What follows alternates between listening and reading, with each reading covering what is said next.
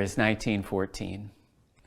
Bay Ocean wasn't a church or even a spiritual community, but they were a people of faith who were searching for something more. They'd come to this narrow spit of sand off the coast of Oregon, seeking a version of heaven that was first conceived in the mind of Thomas Potter, a real estate developer who knew how to draw people. Potter told them about the views of the Pacific Ocean to the west and Tillamook Bay to the east. He sold them on a way of life, a resort that would eclipse Atlantic City and even the French Riviera. And the people came. Hundreds of families bought into the vision and purchased lots. Hundreds more rented tents to live in for a day or for a week, to live like they couldn't live for the rest of the year, and to make memories. Well, less than 10 years after his vision, signs of success were everywhere. Residents enjoyed tennis courts, a bowling alley, a 1,000-seat movie theater, and even an indoor natatorium, which featured a first-of-its-kind wave maker and a heated pool.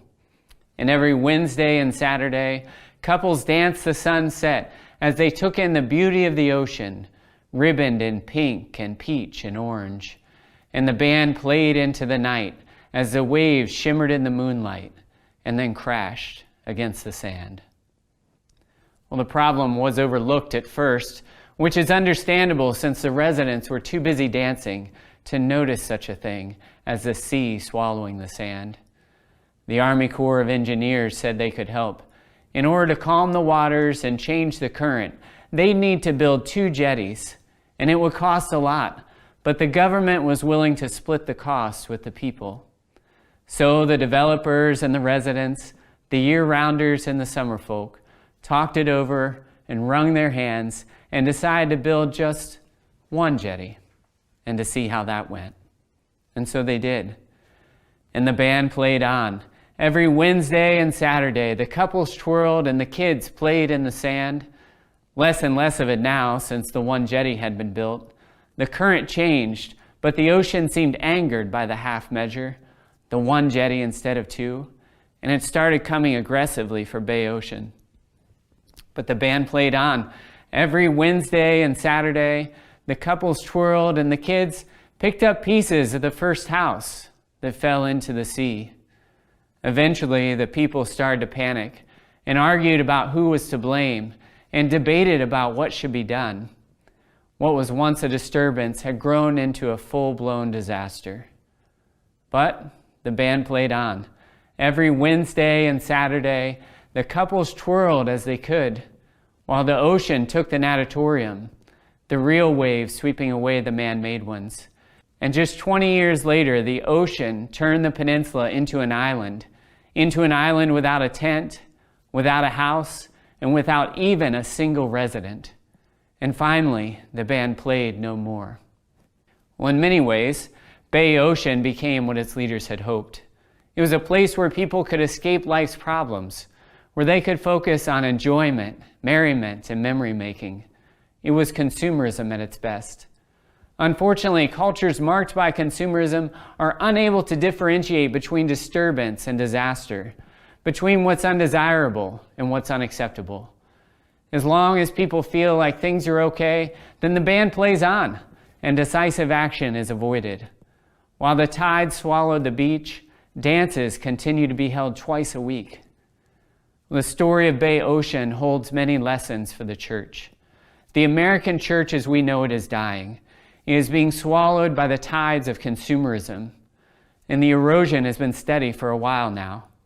According to Barna, over the past 10 years, church attendance in America has dropped from 48% to 29% of the population, and those numbers are pre-COVID. But our problem is not a virus, it's our foundation. It's the belief that the church can thrive on a foundation other than Jesus-style disciple-making. Together, we've been blinded by consumerism.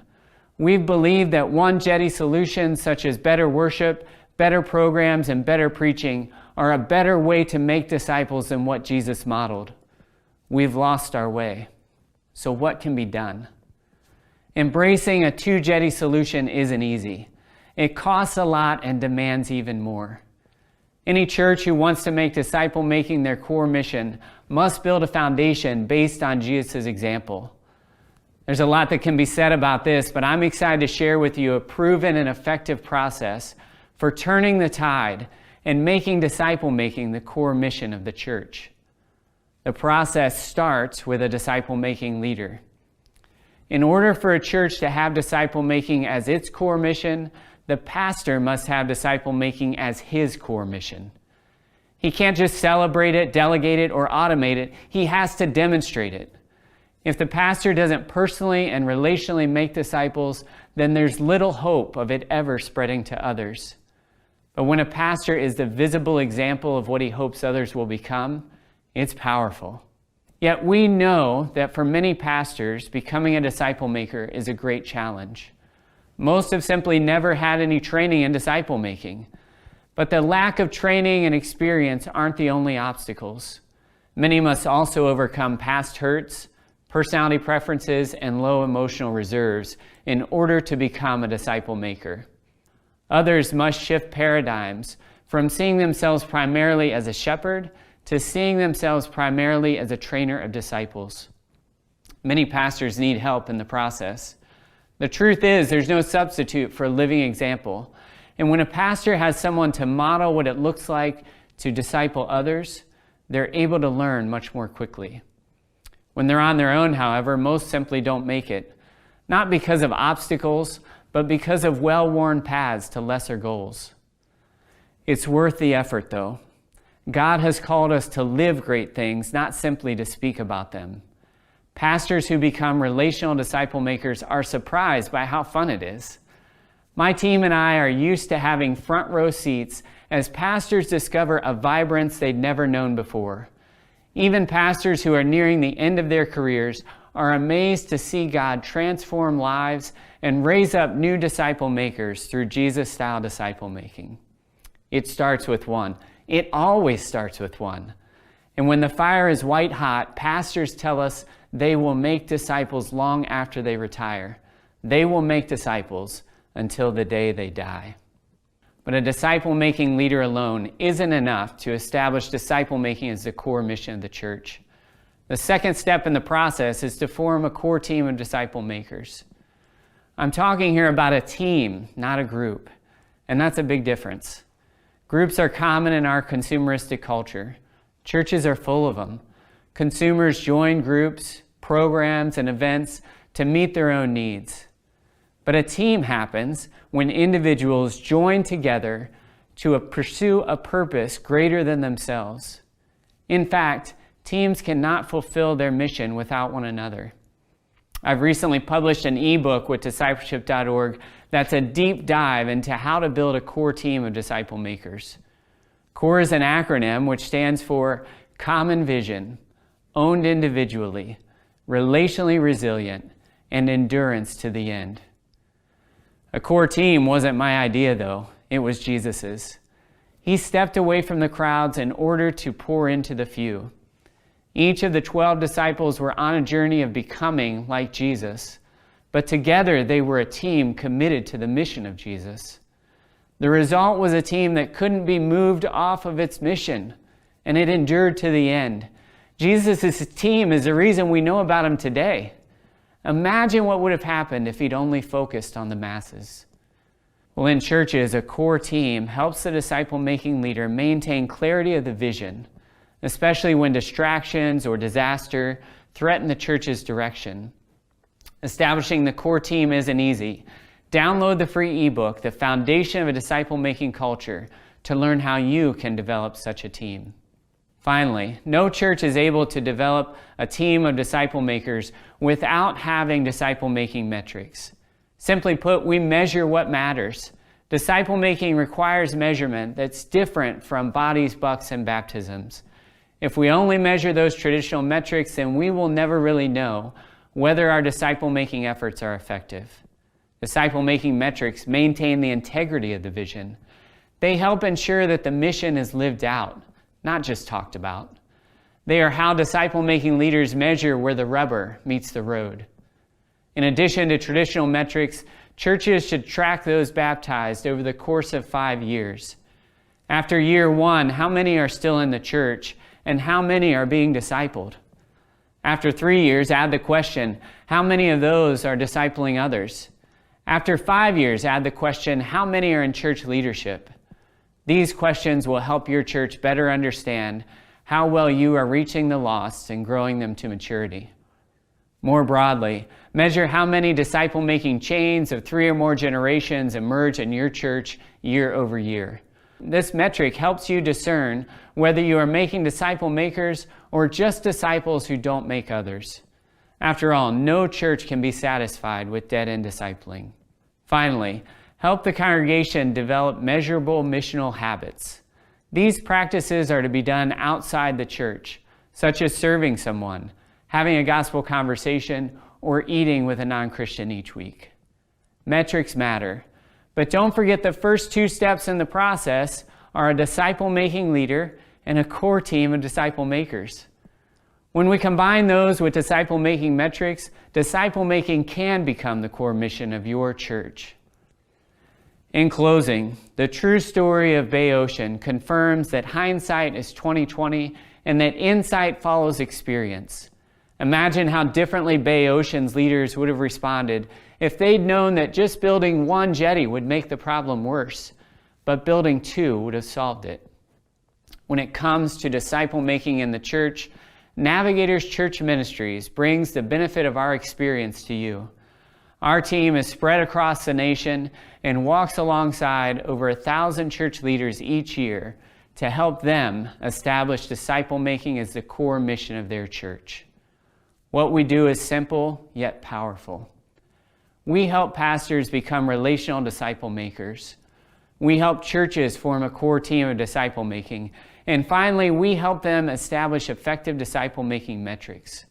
Together, these help churches go all in on disciple making. If you're ready to begin working on a 2-jetty solution to establish disciple making as the core mission in your church, we'd love to help. Start by downloading our free ebook, The Foundation of a Disciple-Making Culture. Then email us for a free consultation on the current reality of disciple-making in your church. Then together we'll work with you to build a 2-jetty solution that will stand up to the tides of our culture.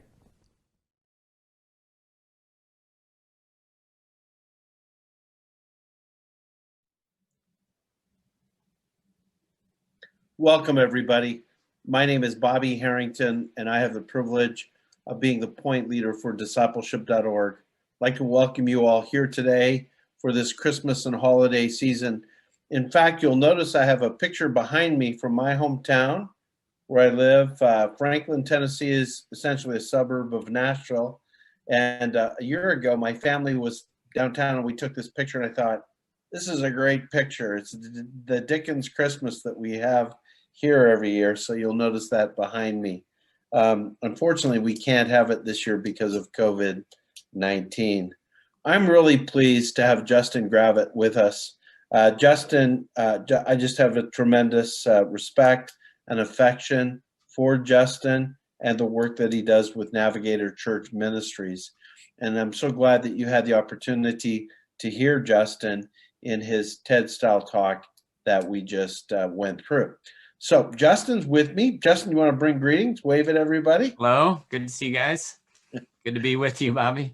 So we're going to jump into a conversation around the things that Justin was talking about. But before we do that, I want to make sure everybody knows about the chat box. And we are monitoring that chat box. And our own Gary Tanner is going to be making sure that we get the dominant questions or important questions that come up and that we can address them. So we're glad to have you here and we want to engage with you. So make sure you put those questions in the chat box. All right. Well, I want to jump in with the challenge that Justin presented to us. And that statement is that American Christianity is dying. And he quoted the Barna stats. I've been looking at these same stats, and I do think they're distressing. Is it fair to say, Justin, though, let me just throw this to you, that the American church is dying? So, no. So I was very careful in the video, right? So I said the American church as we know it is dying. And so I do believe that is the case. The model that we have for the American church and what normally comes into our mind when we think of church, I mean, it is trending downward. And if it was a patient, the prognosis wouldn't be good. Yeah, that's right. And you quoted the stat from 48% to 28% in terms of church attendance. But even amongst those attending church, the world seems to be out discipling the church. You talked about kind of being blinded by Sunday programming. Talk to us about that and about these foundations that we've Yeah. relied on that are other than disciple making. Yes. So most pastors, move through seminary and move into a church, and their hopes and dreams are built around what they've experienced in the past, right? And so, for many of those pastors, churches were booming in the 80s and 90s, and in the early 2000s, we began to see a real shift. And what a lot of pastors do is try to recover that. And so they're trying to recover the numbers of attendance. They're trying to recover, the memories that they have of, super engaging worship with lots of people. And there's some churches where that's still the case. But there's a lot more churches out there that are declining, or at least not advancing or not growing at the rate of their community that they're in. And so compared to the community, they are in fact declining, even if they're holding steady. And so part of the issue that my book taps into is this idea of foundations, right? And so what is the foundation of church and what should it be, right? And so one of the things that I explore in there is this belief that the foundation of Jesus's church should be Jesus and his model of how to make disciples. And we have chosen a model, or inherited a model is probably more accurate. We've inherited a model that is different from that, a model that is rooted around and centered around Sunday worship experience, and counting numbers and counting bodies and all that sort of thing. And none of that's wrong. I want to be real clear. None of that's wrong. And I'm happy that we have it for those that it serves really well. But there's a whole host of people that it's not serving well. And we can see that reflected in the Barna numbers. That's, in the chat box, there's a question, Justin, what have you seen as the one jetty solutions pastors and churches attempt? You kind of answered that, but maybe just explicitly, what are some things that people are doing that are not really good solutions? Right. So the one jetty solutions I see most often are trying to do more and do better, right? And so we need better worship, we need more people, we need better programming, or we need more programming. And so those solutions really are trying to strike at the problem of attendance and getting people back into the church or engaged in the church, which again, the motivation is great. The methodology or the way they're trying to solve that problem, I don't think it fits with what Scripture teaches, and it certainly is not effective right now in our culture. And so the one jetty solutions often make problems worse, like it did in Bay Ocean. And so when we double down on things that aren't very effective, then we have an opportunity cost at what we're not doing, right? And so what we're not doing is Jesus-style disciple making, and we're not forming foundations for disciple making. In fact, Bobby, in part of the book, I explore kind of the motivations that people have, even in exploring disciple making and trying to make that a part of their church. And for many, the disciple making efforts that they have are still one jetty solutions, because the motivation they have for it is not to make disciples the way that Jesus did. It's to solve the problem that they have in their church, whether it's attendance or whether it's a backdoor problem, of people leaving the church, to clarify that terminology. And so that's the result of one jetty solutions, is we just see the 10-year trend from Barna is church attendance continues to decline. Another Barna stat that ties in with what Justin is saying is they published this report earlier in the year, the state of the church. And one of the things that I noticed that really stood out to me is the number of people in the United States. By the way, we have several Canadians on here, I've noticed in the chat box. Way to go, Canadians. The numbers in Canada and I know this because I am a Canadian, uh, um, the Canadians are actually ahead of us in the decline. And of course, the Europeans were ahead of us all with that, going back to the 60s and the 70s. But the number of people in the United States who claim to be practicing Christians, again, they didn't define, like, how do you define that? It was just, do you claim to be a practicing Christian? 2009, it was 50%. At the beginning of 2020, it had dropped to 25%. So that's pretty close to your 28% church Right. attendance. And so it's not just that what we're doing isn't working, it's that the world is out discipling the church. So talk to us, Justin, about how is it that Jesus-style disciple making is going to be more effective? Like, what is it about Jesus' method that causes people like you and me to say it's more effective? Yeah. Yeah. So what I've seen in my own life and in life of others that I've worked with over the past 20 years is that Jesus style disciple making is about changing who we are from the inside out. And it's about changing our lifestyle to reflect his. And so it's more than, knowing certain tenets or learning a certain way of doing things. It's really about remodeling or retransforming, changing who we are, so that the very foundation of where our life is aimed is different. The foundation of the mission that we have for living is different. And so in the video, when I mentioned that many pastors say, man, this has changed me, and I'm going to be doing this until the day they die. I mean, I've worked with pastors that have been in the ministry for 40, 50 years. And, they say these things to me because even though they've been faithfully following Jesus for that amount of time, their DNA begins to change, and it changes to viewing life and ministry, but not just ministry. Their whole life is oriented around, all right, how can I be a disciple and how can I make disciples? And so when that change happens, then we have somebody whose DNA is really impacted by Jesus style disciple making, as opposed to, just learning something. Right. And one of my key leaders now, after helping him for about a year, and we were talking about Jesus style disciple making, I was meeting with him every other week for an hour and a half. We moved through the master plan of evangelism together. And at the end of it, he wanted to move it into his church. How can we get this going in the church? And I said, well, I'm sorry, we can't. We're not ready yet. And he said, what do you mean? He's a little frustrated with me. He said, what do you mean? We've been doing this for 10 months now. And, you said once we went through this, I said, no, I said that as Jesus changes your heart, then we'll be ready.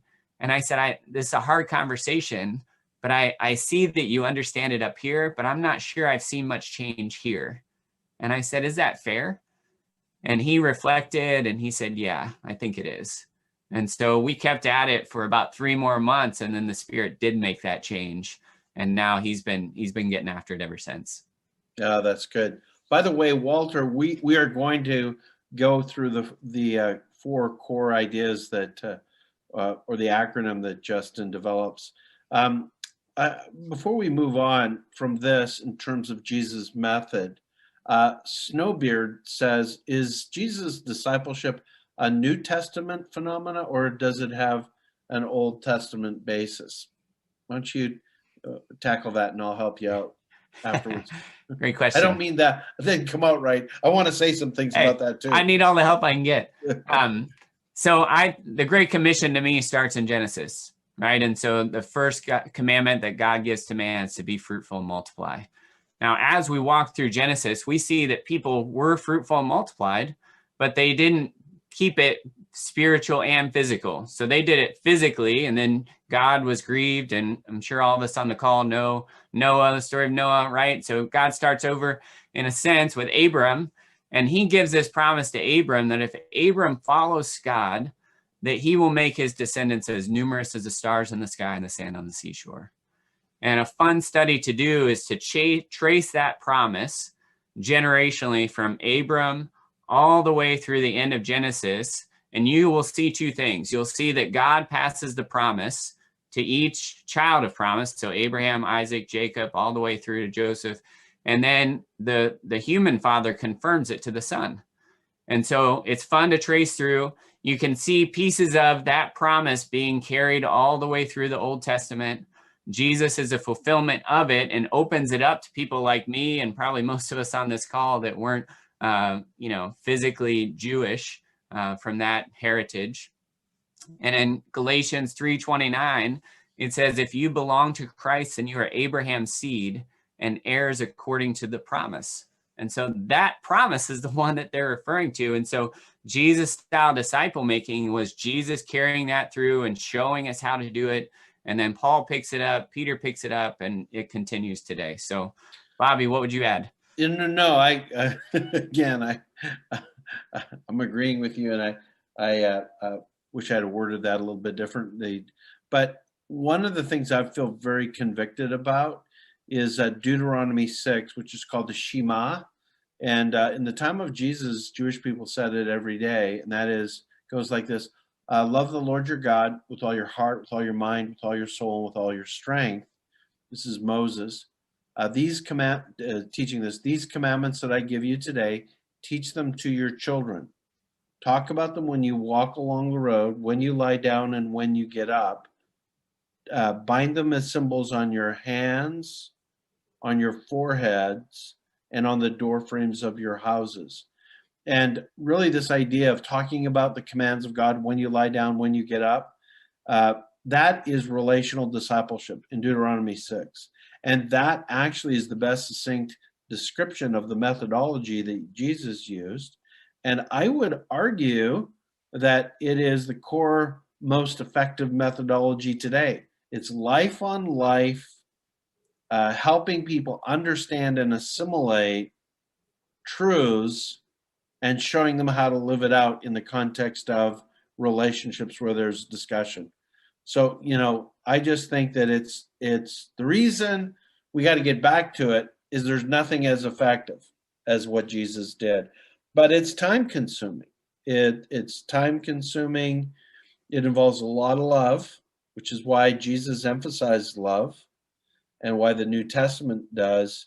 And it's not just this microwave, put up a sign. I planted a church in the mid to late 90s.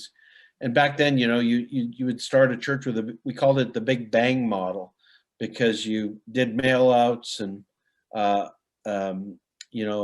marketing and cultivating relationships. And you announced, we're going to start meeting at the school, and, a whole bunch of people show up. Well, you can still do some of that in some contexts, especially if the church planter's been effective at certain things. But by and large, that's not the kind of thing that works anymore. It's life on life, relational focus, kind of like what Jesus. It's not kind of like, it's like Jesus did with his disciples. So let me get to this, Justin. You said that a pastor has to set the example. That it starts with the pastor. He must have disciple making as his own personal core DNA. Talk to us about that. Yeah. So it's kind of like I was saying earlier that, when pastors get that as their core DNA, they don't just see the church through the lens of disciple making. They see all of life through the lens of disciple making. And it's difficult for pastors because a lot of times they haven't had the training. But I'm working with a pastor now who's been in the ministry for 40 years. And his struggle right now is, how does he love people outside of being pastor to them?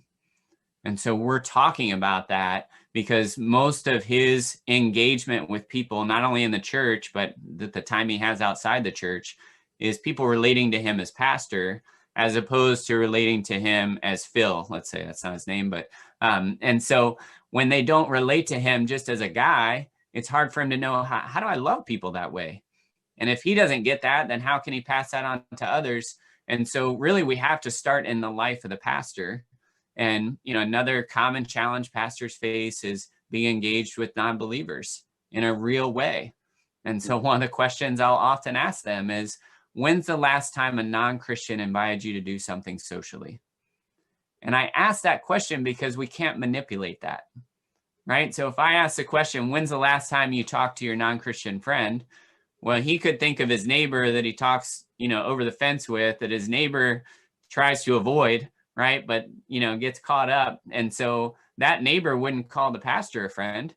But when somebody is initiating with us socially, well, that's what friends do, right? We can't manipulate that. And so it's Yeah, those that's a sorts of great metric. lifestyles. Yeah. I really like that metric. Hey, one of the questions in the chat box from Dave in Vermont is the prerequisites that are worth attending to before directing energy toward a disciple making movement. And I think you're talking about that right now. You got to be what you want others to be. Exactly. And so it starts with the person who's the leader. If somebody's joining and they're not a pastor, though, don't you agree that they can start a disciple-making focus in their life, even if they're Yes. not the lead pastor? But if you want to switch a church, the pastor has to lead the way if you're switching a church. Yeah, But I if you're agree with just that. switching a family or a ministry, who's ever, like, even in your own life, like, we got to be, it starts with us. That's the prerequisite. Right. Yes, I agree with that. And if you are a layperson of a church where the pastor is not on board with disciple making, the best thing you can do is love your pastor well and model disciple making in your own life and ministry. And so if you're leading a life group or a small group, find somebody in there to disciple. As you are engaged in whatever else you're engaged in the church, love the pastor well, show him that you're trustworthy and that you are with him and not against him, and then model the impact that disciple making can have with those that you're ministering to. And I've had a couple guys that do that, and the pastor comes to them and says, "Hey, I need to know more about what you're doing because I'm seeing the fruit that's coming out of your ministry in this part of the church, and we need more of it." In fact, in one instance, the pastor came to that layman and said, "I see what you're doing, and I want to know if you'll disciple me." And so that's not common. We don't want to expect that. But what we can do is love the pastor well and model relational disciple making with those that you're engaged in the church. Now, your second principle is that so the pastor has to make it his core DNA, and what we're saying is, if you're not a pastor, wherever you have leadership, and maybe that's just your own life, maybe it's your just with a few friends, you got to start it, and then you build a core team. Some people call it a guiding coalition, but it's a core team. What do you mean by that? Like who's involved in that core team? Talk to us about if you're a senior pastor, but then if you're not a senior pastor, who's your core team? Yeah. Yep. So for senior pastors, we want to think about a cross section of the church. And so on the core team, you want to have both genders represented. You want to have generations represented that are represented in your church. And you also want to have ethnic diversity that reflects the reality of your church. And so you want to invite those sorts of people. But that's not the primary. Those are secondary considerations. The primary considerations are people that are faithful, available, and teachable. And so again, that's that FAT acronym. If you've been around disciple making very long, you've probably heard it before. And so it doesn't matter how mature they are in the faith. What matters is, are they currently faithful, available, and teachable? And if I'm trying to change the culture of a church, then I also need to add, are they influencers in the church? Now, be very careful. We don't want a team of just positional leaders. So I don't want a core team of just my elders or my elders and a few other ladies. We don't want that, because the problem is the average person in the church will look at that team and say, "Oh yeah, disciple making for the leaders. I get that. And, not for me because I'm not a leader." But what happens when we have a cross section, then people have to deal with those that they've known in the church for a long time that are being transformed, and they can see it. And so we've had example, "Hey, what's going on with you? You just seem different." "Oh, well, I don't know if you know, I'm on this team, and God's really changing me, and I'm really realizing that this making disciples thing, it's something I can do. I never thought I could do it before." And now that energy and momentum begins to spread through the culture of the church. And so that's why it's real important that we have, that cross section. That's good. By the way, Snowbeard in the chat box You with me? Did I freeze? Wrote something. He said, I respectfully submit it doesn't have to begin with the pastor, which is what we're saying. That's exactly right. Now, for a church, that's going to be the best if the pastor leads the way and then builds this team that Justin talks about. Justin, back to a church, you talk about key metrics. What are some, and you mentioned them, like tracking the baptisms and retentions and the number of converts who were in leadership a few years later. What, maybe do you want to say anything more about those metrics and why is that important? Yeah. So we measure what matters, and what we elevate, we celebrate, right? And so is celebrated in the culture of the church. And so we need to be real careful about the things that we're tracking and we're talking about, not only with our staff, but also with the broader church. A couple weeks ago, I was on a webinar with you, Bobby, and Steve McCoy, and Steve's pastor down in Sarasota, and he shared how, they celebrate 3 generations in their church. And so when there's 3 generations that emerge, they celebrate that, on Sunday mornings. And so that's a great thing to do. I encourage disciple making stories to be communicated regularly. But those metrics that I mentioned in the video, all right, churches track baptisms. A lot of them do already. So that's a great thing. We need to celebrate baptisms, but that's not the finish line. That's in some ways the starting point, right? And so how do we start with those new believers, and what are we going to do with them? And then what do we measure a year later? Well, are they even still in the church? Hopefully. And if they're in the church, how many of them are being discipled by one of our leaders or somebody who is a disciple maker in the church? Because if we're going to measure that, then we're going to pay attention at the front end. Okay, we got 5 people that were baptized this month. Who's going to disciple them, right? It's going to change the way we behave. And then after 3 years, how many of those people are discipling somebody else? And maybe after 5 years, how many of those people are leading in the church in some way or ready for that? And so if we did that year by year, I think it would radically change not only what we do in the church, but our effectiveness as a church. No, that's good. Well, Justin, in your book, and by the way, there's a quick link to the book below the main screen there, where you can just get that book and download it. We really commend that to everybody. In the book, Justin has an acronym, CORE, and that's for core vision, owned individually, relationally resilient, and endurance, or to endure to the end. Let's talk about each of those real quickly, Justin. What is this common vision? Yep. So the common vision is, where are we going and why are we going there? Right? We need to get on the same page on that as a team. And so that's another concept I unpack a lot in the book, is the difference between a team and a group. And there's huge differences. And if we're not a team, so one of the things that distinguishes a team is we're on a mission together, and we all know what that mission is. And that mission is not just my mission, as one individual of the group. We see it together and we understand it together, and we're moving there together. And so if we don't have that common vision, then it's real hard to be a team, because, my teammate over here shows up because he wants to learn more about disciple making. Person over here shows up because they're interested in more fellowship or connections in the church, or, there's a million different reasons somebody might show up to that. But if we're a team, then we're all moving in the same direction towards that common vision or common goal. In disciple making and in the churches, as a lead pastor, what I want to help this team get a common vision around is, how do we develop and become disciple makers? First of all, how do I become a disciple maker? Because that's what Jesus asked me to do. But also, how do I impact the culture of the church?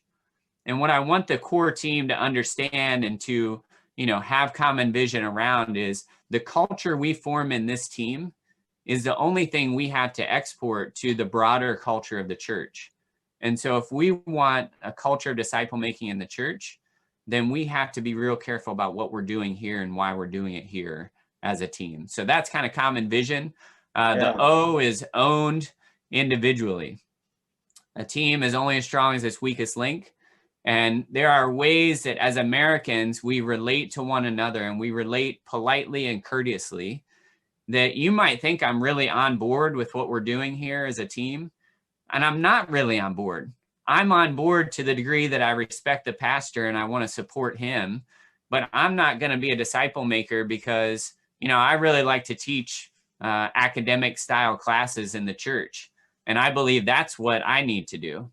Right. And so if we don't own it at an individual level that I need, and each person on the team has to own it, and to the degree that they will fight for it.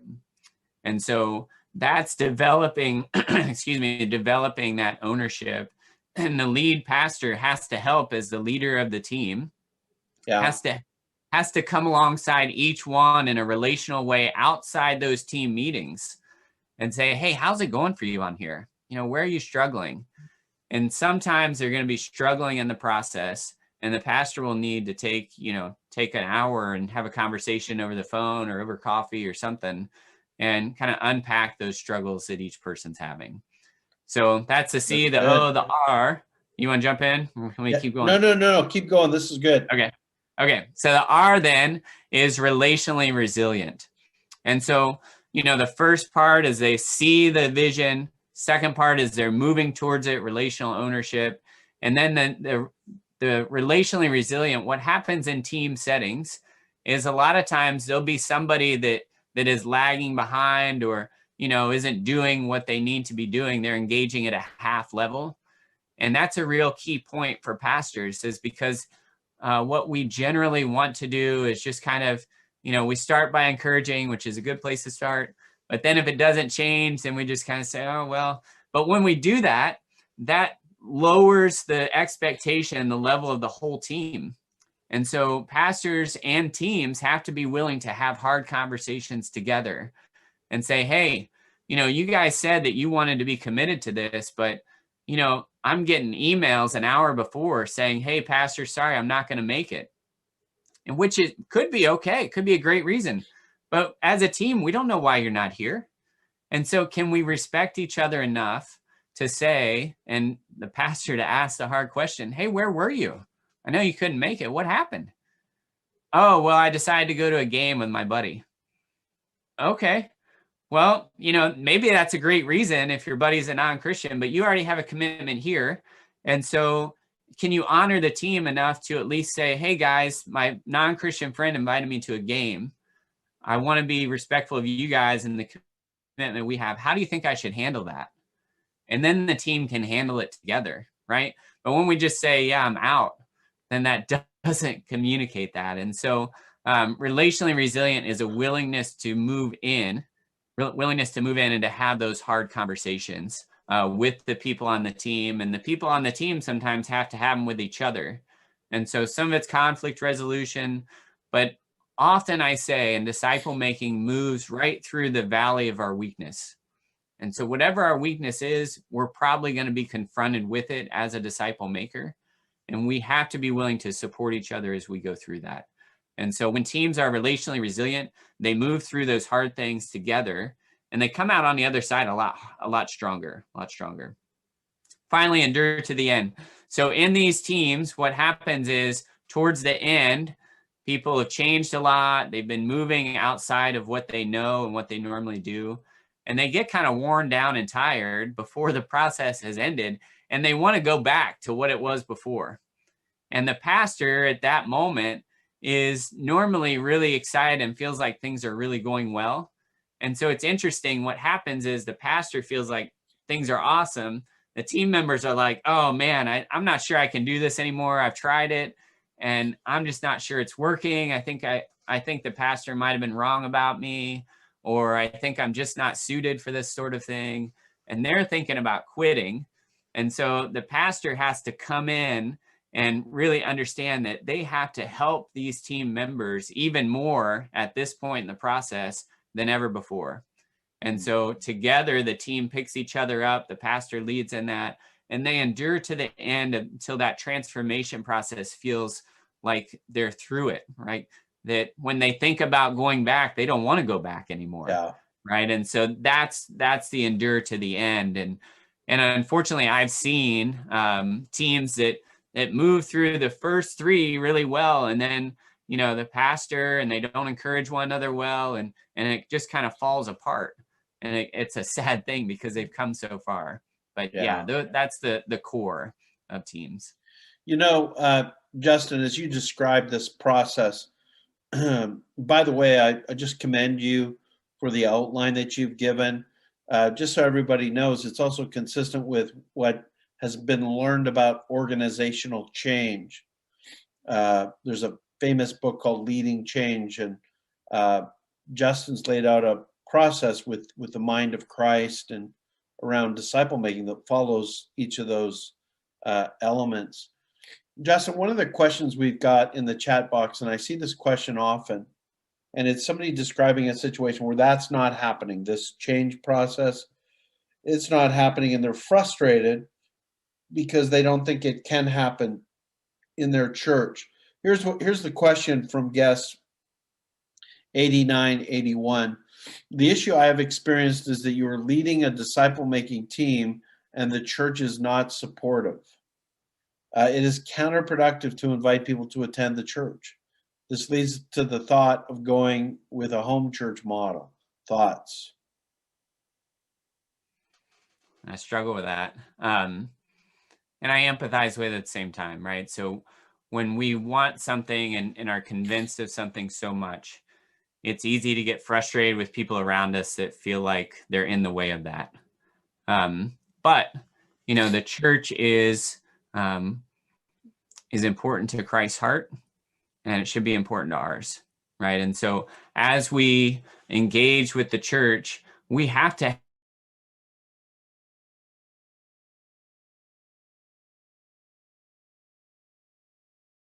around Luke 6, where Jesus says to the disciples, "Why do you call me Lord, Lord, and do not do what I do?" I mean, I think Jesus is pretty frustrated at that point. And he doesn't just say, "Forget it, guys, I'll find somebody else." He continues with them, and it's a process for all of us. And so I'm just encouraged, we got to hang in with those that God has called us to hang in with, and those are the people in the church. And so it doesn't mean we can't also invest in others who aren't in that particular church. But I don't, it's hard to get on board with that line of thinking of just throwing it away, right? Well, yeah, and Justin and I would both agree. We just hate the frustration that 89, 81, that you're showing there. And I hope you've had a chance to sit down in a non-threatening way with the senior pastor and talk through those frustrations and try to work it out. It can be really frustrating though, and we think that obviously at the one hand, you want to try to work it out, but you also got to be somebody who's making disciples. Another question here, Justin, and we're going to try to get real specific with specifics how to.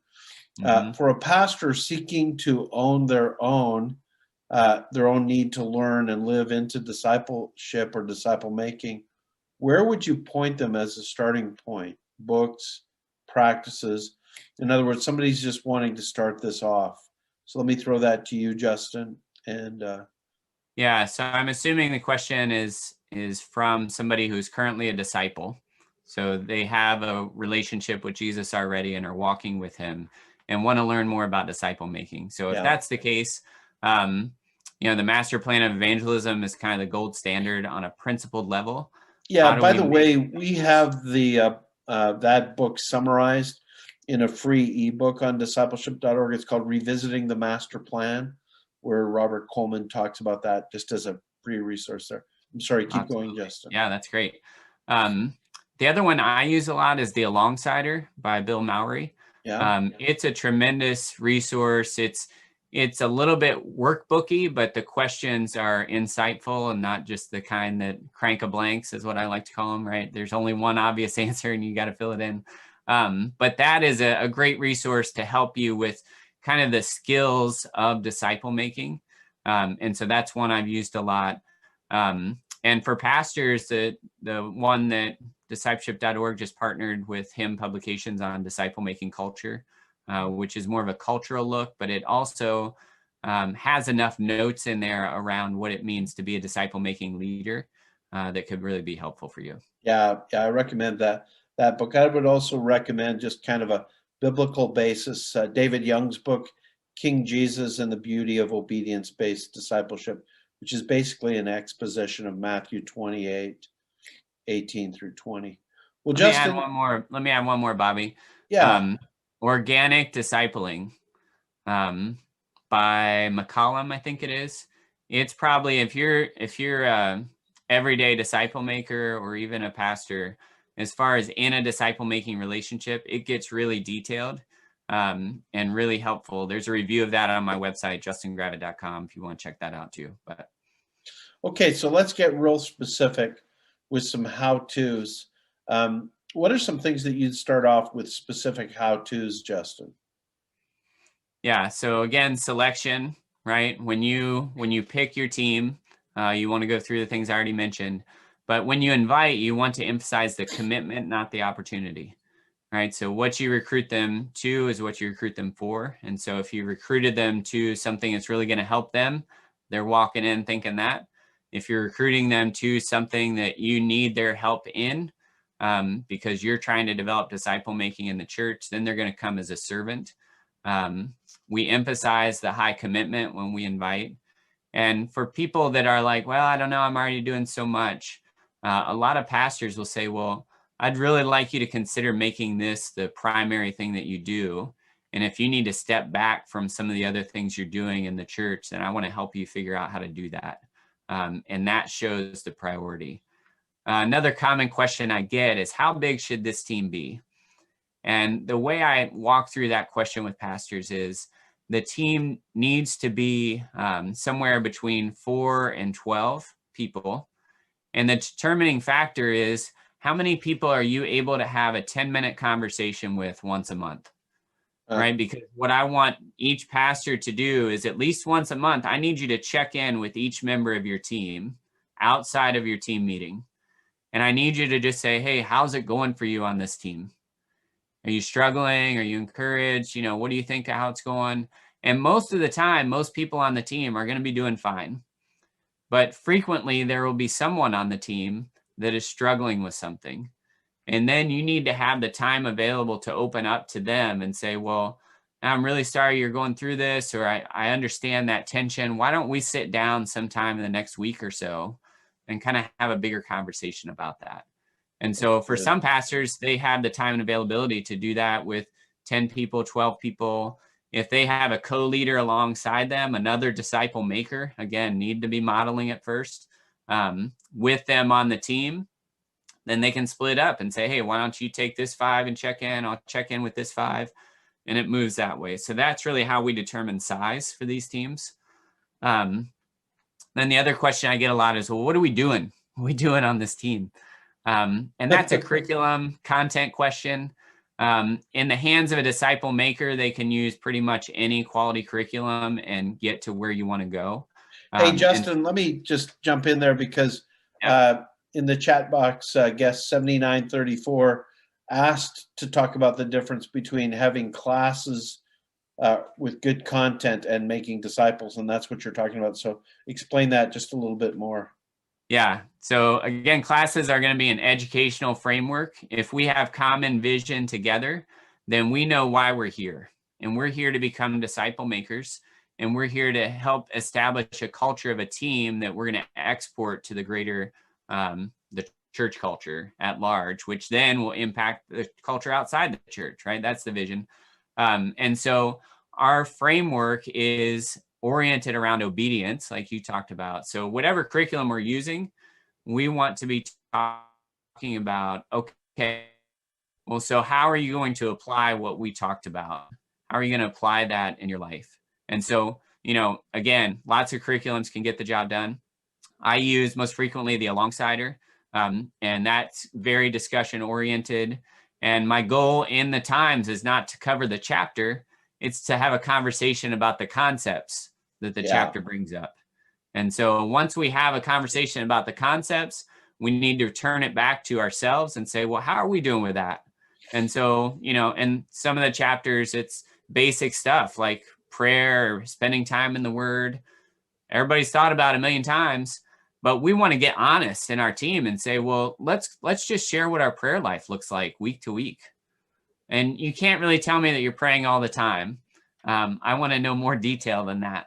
And so we get down to the weeds of what we're doing.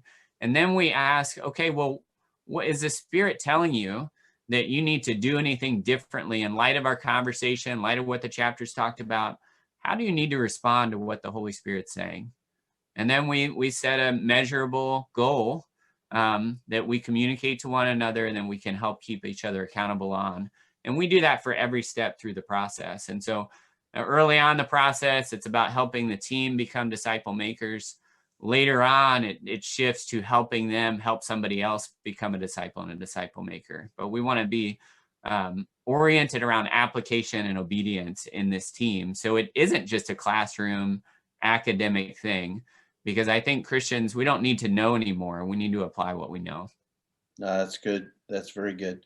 Well, we're going to pause for a second. We want everybody to know about what I think is the best way to really wrap your whole mind and heart around Jesus-style disciple making. So I want everybody to watch this short video. And on the other side, I'm going to have a really important question that I'm going to ask Justin to answer for us. Hey guys, you can have immediate access to all the material from the Holistic Disciple Making Intensives, and you can purchase the course for personal use at a time that's best for you.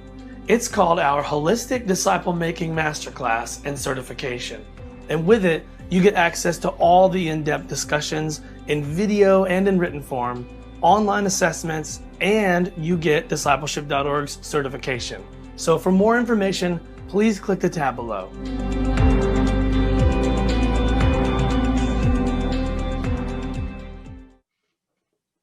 So I just want to encourage everybody with the material in that course. We're really excited about it. My thing is, if every church in North America had their key leaders go through it, it'd literally change the way Christianity is in this country. We'd all be disciples making disciples. So Justin, here's my last question for you. Close us out by telling us a story of how God blessed you in your efforts to help someone make the transition to what you've been talking about. Yeah. So let me tell you about my friend, Pastor Jason. So met Jason 3 years ago. He's a guy that's been in ministry for about 20 years, a lead pastor, was struggling and had on his heart that there had to be more. There had to be more than what he was doing and leading Sunday morning services and preaching sermons. He wasn't seeing the transformation that he wanted to see. And it bothered him. It plagued him. And he said, Justin, I hear you can help me. And what I want is to make disciples. And I said, okay, I can help. And so we started to walk through some of these concepts and the principles that we've been talking about on this call. And over time, he's become a disciple maker. And so he's making disciples. He's seeing generations of disciples flowing out from his life. And now he's started this team in his church where the people are coming together around disciple making, some everyday people, and they're being transformed. And he said to me not long ago, he said, Justin, I'm so happy about what God is doing, because for decades I knew there was something more and I just didn't know what it was. And now I realize that what's been missing is Jesus style disciple making, that now I'm making disciples in the way that Jesus did and others are too. And it's radically changing lives. And so that's the kind of transformation that we can see as we engage this process with commitment and a trust in God and what the Holy Spirit wants to do. Well, that's great. Justin, thank you so much for being with us. I do want to encourage everybody who's with us live, or if you're watching the recording, to make sure that you download Justin's free book. It's a free ebook. You'll be blessed by it. You'll be encouraged by it. I also want to encourage everyone in the collective to notice the looks like a classroom, and it's the Q&A sessions. And you'll see several weeks of sessions with disciple-making leaders there that you are free to watch. Thank you, everyone, for being with us.